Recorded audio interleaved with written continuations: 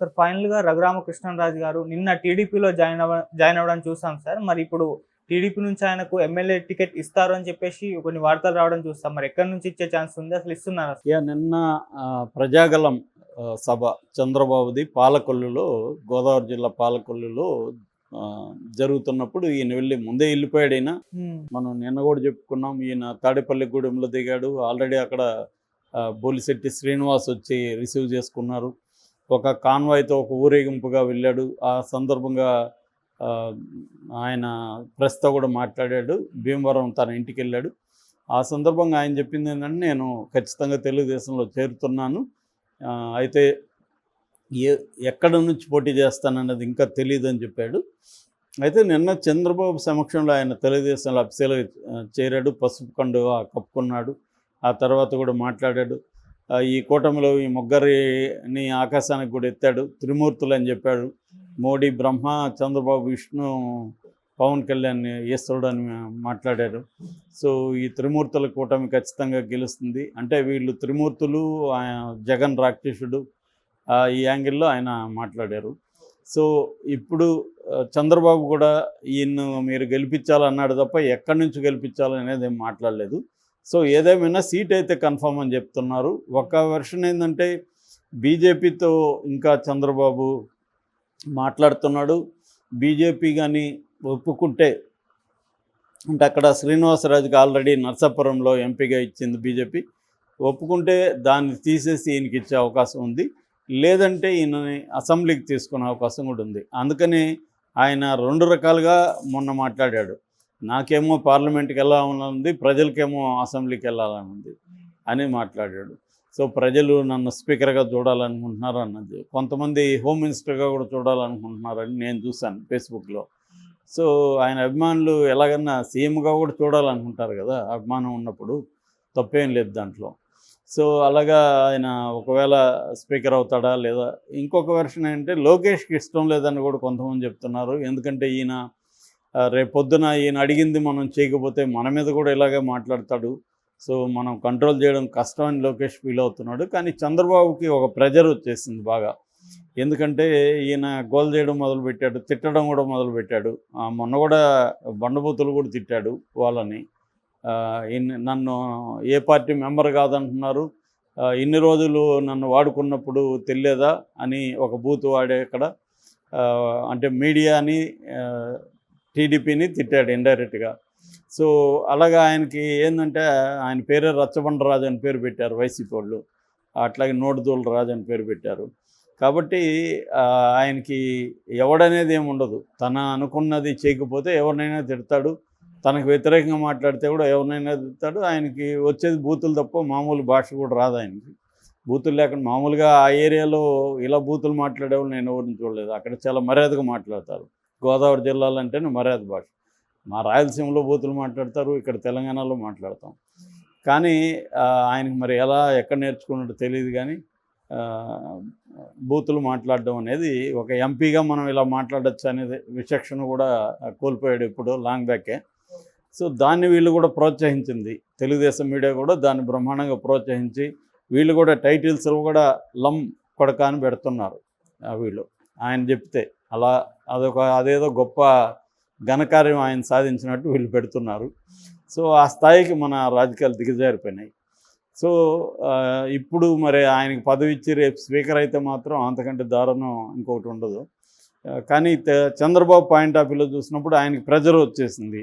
ఎందుకంటే ఇన్ని రోజులు ఆయన్ని వాడుకునేది ఎవరు? తెలుగుదేశమే. తెలుగుదేశం మీడియా లేకపోతే అసలు అతన్ని ఎవరు పట్టించుకునేవాడు కాదు. తెలుగుదేశం మీడియానే రోజు పెట్టడం, రోజు ఆయనకి ఛానల్స్. వాళ్ళు ఎవరో చెప్తున్నారు మొన్న, మామూలుగా పీక్ టైంలో 60-70 కోట్లు సంపాదిస్తాం మేము, అలాంటిది రఘురామకృష్ణరాజుకి ఇచ్చాం మేమని. అంటే అంత త్యాగాలు చేసింది తెలుగుదేశం మీడియా. సో అంత డబ్బులు 100 కోట్లు లాస్ అయినా పర్వాలేదు, రఘురామకృష్ణరాజుకి ఆ స్లాట్ కేటాయిస్తారు. సో ఆ స్థాయిలో చేసినప్పుడు ఇప్పుడు ఆయనకి సీటు ఇవ్వకపోతే, ఆయన జగన్ సక్సెస్ అయితే ఖచ్చితంగా రేపు పొద్దున ఆయనకి సీట్ లేకపోతే జగన్ ఆయన ఇబ్బంది పెట్టే అవకాశం ఉంది. రేపు జగన్ అధికారంలోకి వస్తే, రాకపోతే ఇబ్బంది ఏం పెట్టలేడు, వస్తే అధికారంలో పెట్టే అవకాశం ఉందని చెప్పి. సో రేపు పొద్దున ఆయనకి ప్రాణహాని కూడా జరగచ్చు. సో ఇలాగా వదిలేస్తారా వాడుకొని అని ఒక చంద్రబాబు మీద ఒక ప్రెజర్ అయితే బాగా వచ్చింది.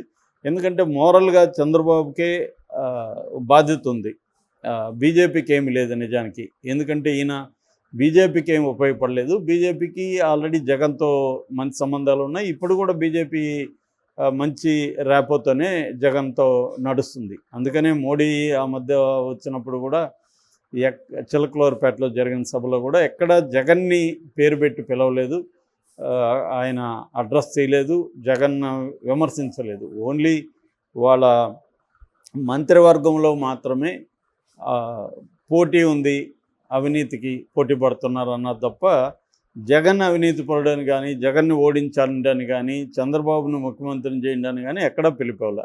ఆయన వేరే రాష్ట్రంలో ఎట్లా మాట్లాడతాడు అంటే ఇండియా కూటమి వర్సెస్ ఎన్డీఏ కూటమి, అదే నెరేటివ్లో ఆయన వెళ్ళిపోయాడు తప్ప ఎక్కడ ఏం మాట్లాడలేదు. అంటే క్లియర్గా జగన్కి యాంటీగా లేరు వాళ్ళు బీజేపీ సెంట్రల్ కమిటీ. ఇక్కడ లోకల్గా ఆమె ఉంది, ఎట్లాగూ పురంధేశ్వరి, వీళ్ళు కూడా ఆమె మీద తీవ్రంగా విమర్శ చేస్తున్నారు. భావకళల ఆనందం కోసం ఇలా చూస్తుందని.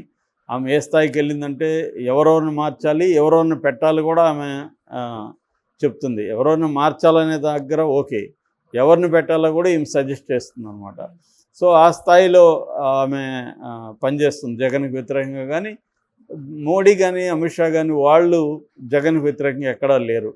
సో ఈ కాంటెక్స్లో బీజేపీ నుంచి అక్కడ ఇస్తారా రఘురామకృష్ణరాజు సీటు అనేది మాత్రం $1 మిలియన్ వచ్చింది. ఎందుకంటే జగన్ ఆపించాడని ఆయన ఆల్రెడీ ఆరోపించాడు. మరి అది నిజమైతే వాళ్ళు ఇవ్వకూడదు, జగన్ ఆపించగలిగితే. అంటే చంద్రబాబుకి అంత పరపత లేదా, ఒక ఎంపీ సీటు తాను కోరుకున్నది తీసుకోలేడా బీజేపీ నుంచి? ఎందుకంటే 6 అపనంగా 6 ఇచ్చారు. నిజానికి బీజేపీకి 0.8% కూడా లేదు ఓట్ల షేరు. అట్లా దానికి 6 ఎంపీలు ఇవ్వడం అంటే అందరూ కూడా షాక్ అయ్యారు నిజానికి. ఆ రకంగా పవన్ కళ్యాణ్కి ఎన్ని ఇవ్వాలి?